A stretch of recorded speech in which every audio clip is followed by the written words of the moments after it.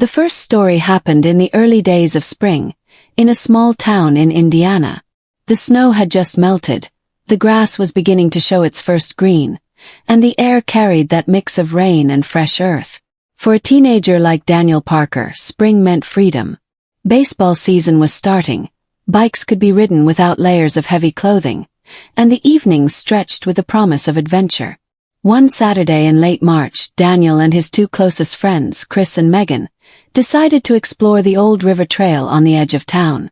The path had been closed off for years after a series of accidents, but the kids heard from older classmates that if you followed the trail far enough, you could find the ruins of an old mill hidden deep in the trees. It sounded like the perfect spring adventure, something to shake off the cabin fever of winter. The trail was slick from recent rain, and branches arched overhead, dripping water down their collars. As they walked, Chris joked about the mill being haunted, and Megan laughed nervously. Daniel, the boldest of the three, rolled his eyes, but even he noticed how unnaturally quiet the woods seemed.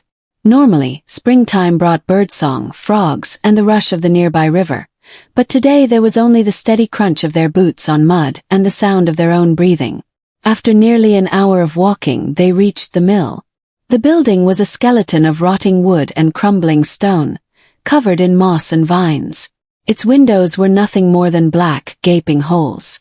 They stepped inside cautiously, their footsteps echoing off the damp walls.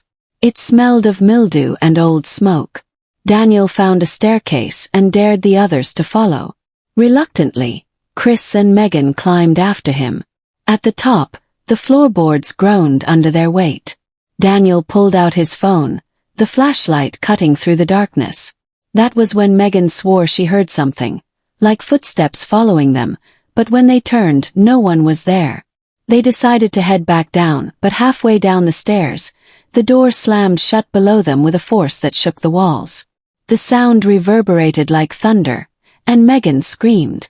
Chris ran down to try the door, but no matter how hard he pulled, it wouldn't budge. Daniel's flashlight flickered, and then went out completely, leaving them in near darkness. In the silence, they heard it, a dragging sound like something heavy being pulled across the floor above them. It moved slowly, deliberately, until it reached the top of the stairs. The three froze, staring upward into the pitch black. Then a whisper, so faint they almost thought it was the wind, brushed through the stairwell. "Go back!" Megan sobbed, clinging to Daniel's arm. Chris kept pulling at the door, but it wouldn't move. The dragging sound started again, this time descending the stairs toward them. Desperate, Daniel kicked at one of the side windows. The glass shattered, slicing his leg, but he forced the frame wide enough to crawl through. Megan and Chris followed, all of them tumbling out into the wet grass outside. When they looked back, the door to the mill was open again, creaking slowly as if mocking them. None of them spoke on the walk home, and none of them ever returned to that trail. Years later, Daniel admitted that what haunted him most wasn't the sound of the dragging or the whisper, but the fact that when he looked back that final time, he swore he saw a figure standing in the doorway, tall and shadowy, watching them run. The second story takes us to another spring years later, in a different part of the country. Emily Davis, a college student in Oregon, had just returned home for spring break. The skies were gray and full of drizzle, the kind of damp weather that makes the trees glisten and the sidewalks smell of wet leaves. She was glad to be back in her childhood home, but the week didn't go the way she expected. Her parents had gone on a short trip, leaving Emily to watch the house. She spent her days lounging on the couch, reading and catching up on sleep. On the third night, around midnight, she heard scratching at the back door. At first she assumed it was a raccoon or stray cat, but when she looked, she saw nothing there. She locked the door tightly and went back upstairs. The next night, the scratching came again, but this time it was louder, more insistent, like someone dragging their nails across the wood. Emily's heart raced. She grabbed a flashlight and shined it out the window. That was when she saw it. Just beyond the edge of the porch light in the yard was a figure. It wasn't moving. It stood there, barely illuminated, but enough that she could tell it was a man. Emily gasped and backed away. She called the police, but by the time they arrived, the figure was gone. The officers searched the yard and found nothing. They reassured her it was probably someone passing through and left. Emily didn't sleep that night. The following evening, rain poured in sheets, and thunder rolled across the sky. Emily sat in her room, clutching her phone. Around 1 a.m., the power went out, plunging the house into darkness. That was when she heard the scratching again. But this time it wasn't at the back door. It was at her bedroom window on the second floor. Terrified, she grabbed her phone's flashlight and pointed it toward the window. For the briefest moment, lightning illuminated the yard, and she saw him again. The man was standing on the lawn, staring directly up at her. Yet the sound continued at the glass, as if invisible fingers were dragging along it. Emily screamed, pulled the curtains shut, and called the police again. When the officers returned, they searched the property more thoroughly. This time they found something. In the muddy soil beneath Emily's window were deep footprints, far larger than hers, pressed into the ground as though the figure had been standing there for hours. The strange thing was, the prints led into the woods but didn't come from anywhere. It was as though the man had simply appeared at her house. Emily's parents came home early after she called them in tears. They replaced the locks, added cameras, and reassured her it was just some creep from town. But Emily never shook the memory of that spring break. The scratching, the prints, and most of all, the unblinking figure staring up at her through the storm. The final story is perhaps the most unsettling, taking place in the late spring of 2012. Michael Turner, a long-haul truck driver, was making his way through the Midwest. He had been on the road for 14 hours straight when he pulled into a small rest stop just off the interstate. It was a quiet night, the lot nearly empty, the air warm with the scent of blooming flowers. Michael parked his truck, grabbed a cup of coffee from the vending machine, and decided to stretch his legs. He wandered toward the tree line where wildflowers grew in thick patches. The night was eerily still. He could hear frogs in the distance, but closer to the woods, it was silent. Too silent. As he turned to head back, he noticed something out of place. Across the lot, near the bathrooms, stood a woman. She wore a pale dress that seemed out of time, almost like something from the 1950s. She wasn't moving, just standing there, her face obscured by the shadows. Michael raised a hand to wave, but she didn't respond. A chill crept through him. Something about her stillness felt wrong. He hurried back to his truck, locked the doors, and tried to shake it off. But when he glanced in the side mirror, his heart nearly stopped. The woman was now standing at the edge of the lot, closer to his truck, staring directly at him. Michael started the engine, ready to pull out, but then he remembered his logbook and paperwork were still on the picnic table where he'd been sitting. Against his better judgment, he opened the door, grabbed his flashlight, and jogged back. The papers were still there. He scooped them up quickly, but when he turned, the woman was gone. Relieved but unsettled, he climbed back into the truck. That was when the smell hit him. A sweet, overpowering scent like rotting flowers filled the cab. Michael gagged and rolled down the windows, but the smell clung to him.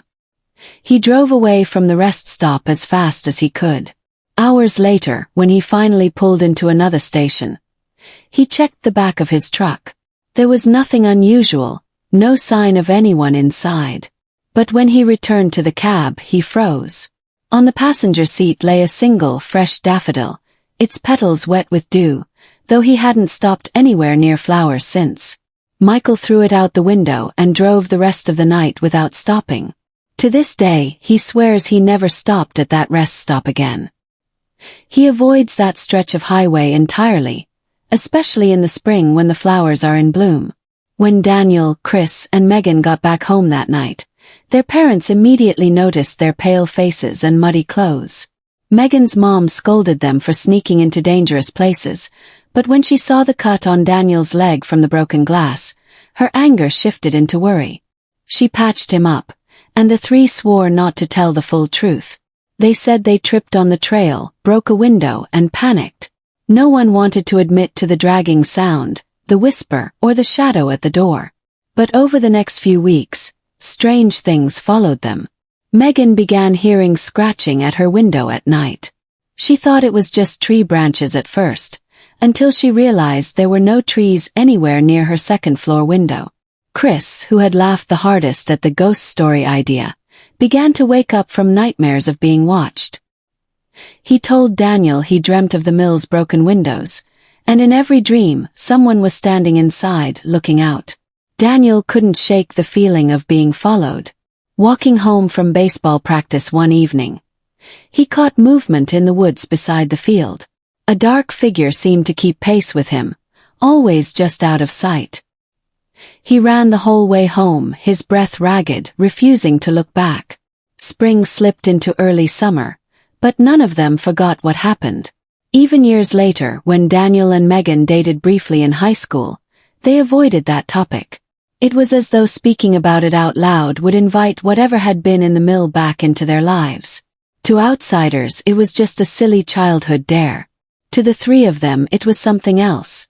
A shadow that never fully left. Emily Davis's story from Oregon lingered with her long after that terrifying spring break. Her parents replaced the windows with reinforced glass and added floodlights around the house, but Emily couldn't relax. She transferred colleges the following year just to live closer to home, but being in that house alone still unsettled her. One rainy evening in April, months after the incident, Emily stayed up late studying in her room. She had headphones in, music blasting, when her phone buzzed. It was a notification from the new security system. Motion detected in the backyard. Her stomach tightened. She pulled the headphones out and listened. At first, she heard only the patter of rain. Then, faint, almost imperceptible, came that same dragging sound, the sound of fingers or nails scraping against wood. Emily rushed to the window and peeked out. The motion sensor light had clicked on, flooding the yard in a harsh white glow. No one was there. The grass glistened with water, the trees swayed, but the yard was empty. Still, she felt watched, like eyes were locked on her from somewhere beyond the light's reach. She ran downstairs and checked the cameras with trembling hands. The feed showed the yard empty, but the alert had been real.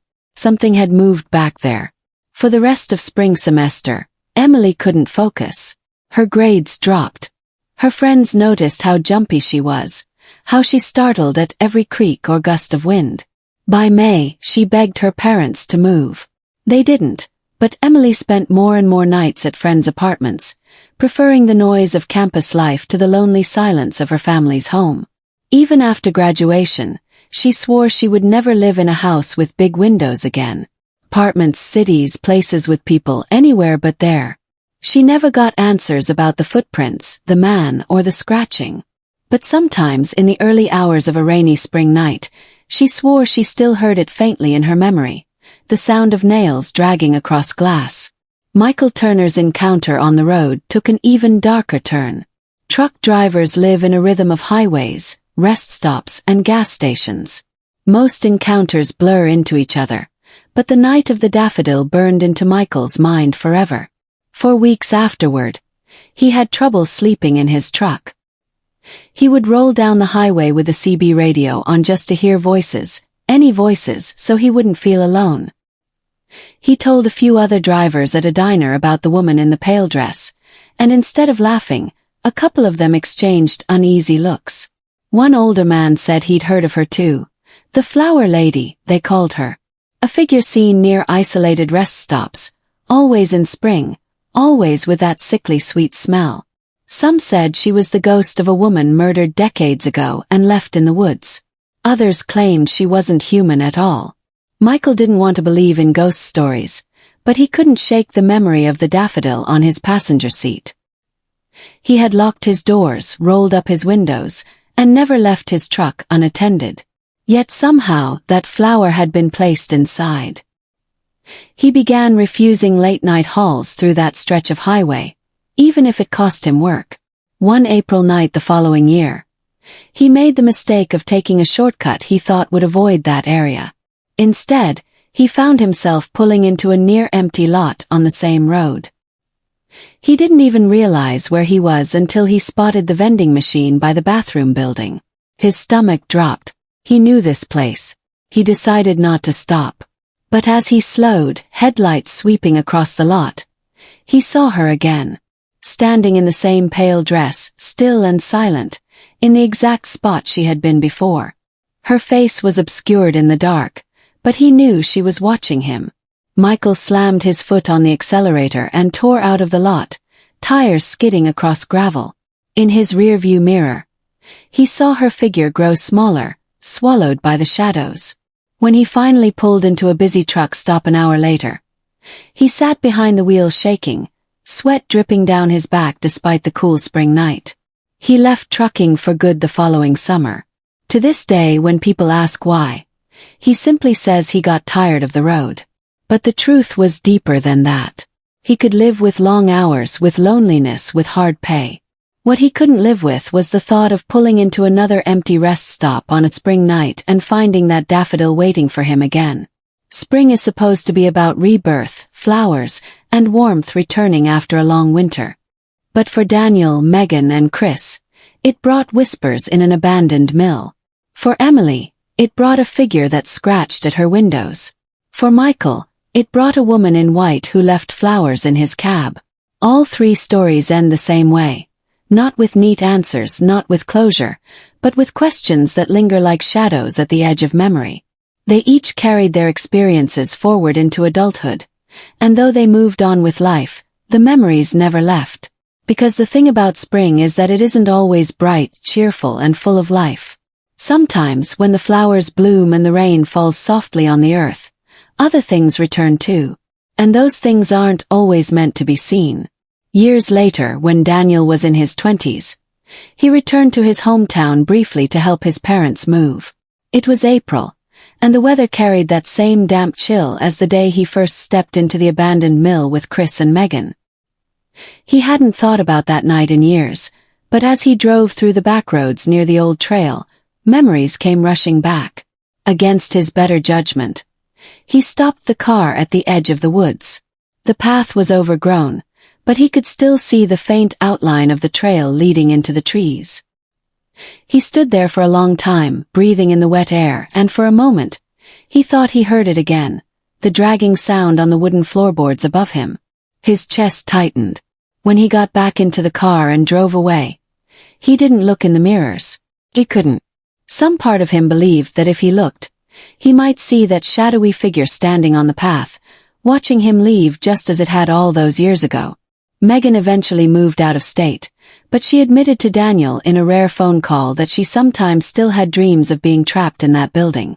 Chris, who stayed in town, avoided that entire part of the woods. Even as adults, none of them ever fully shook what they had seen that spring. It was something they carried like a scar, invisible but permanent. Emily's story in Oregon continued to haunt her well into adulthood. Though she tried to bury it in the past, each year when spring arrived and the rains came, she found herself growing uneasy. During her first job after college, she rented an apartment in the city, far from her childhood home. But even there, she sometimes thought she saw figures standing just beyond the streetlights on rainy nights. She convinced herself it was her imagination, the residue of fear carried over from her younger years. One evening in March, during a heavy storm, her phone buzzed while she was reading in bed. A notification. Motion detected, camera 2.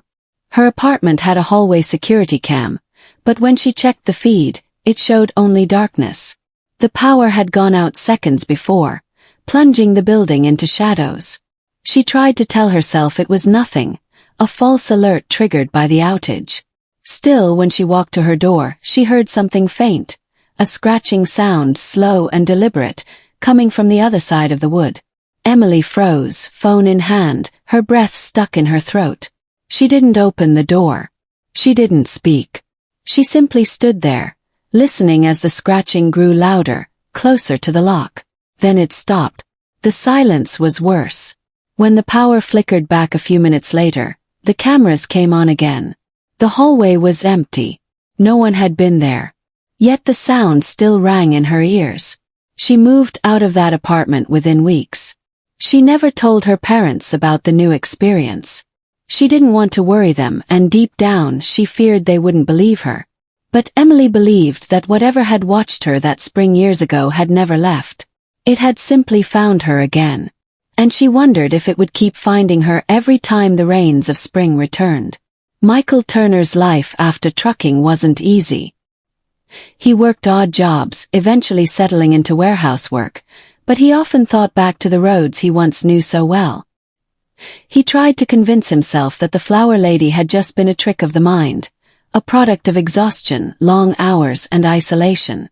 Yet whenever spring rolled around, and the daffodils began to bloom along highways and fields, he felt uneasy. One night, while driving home from work, Michael saw a patch of wild daffodils growing along the roadside. They looked ordinary enough, but as he passed, he swore he saw a pale figure standing just beyond them in the field. He gripped the wheel so tight his knuckles went white.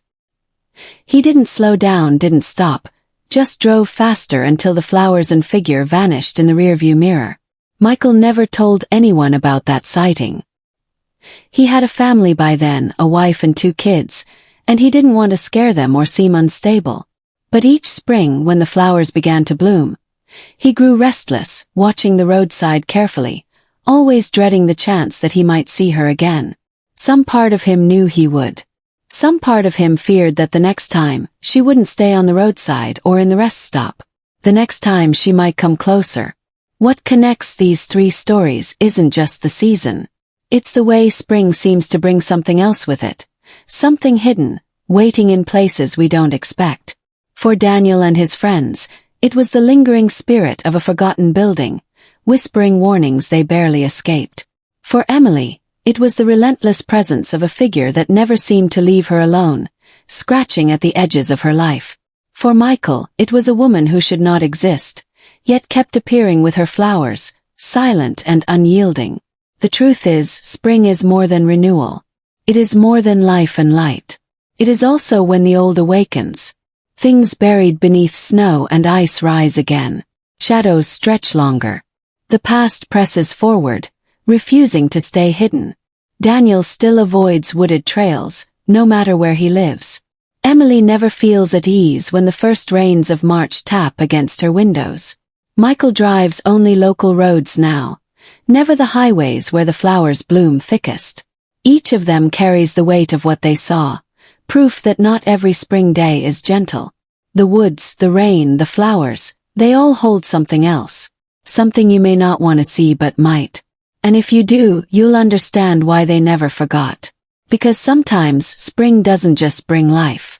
Sometimes it brings reminders that not all things that wake after winter are meant for us. Some should have stayed buried. Some never left at all. And the scariest part, these stories are true.